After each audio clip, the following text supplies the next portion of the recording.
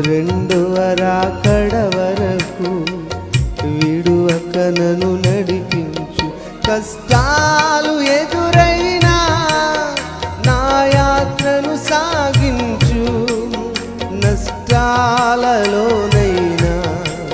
స్తుతి చేయుట నేర్పించు. కష్టాలు ఎదురైనా నా యాత్రను సాగించు. నష్టాలలోనైనా స్తుతి చేయుట నేర్పించు. నేనున్న స్థితిలోనే సంతృప్తిని కలిగించు.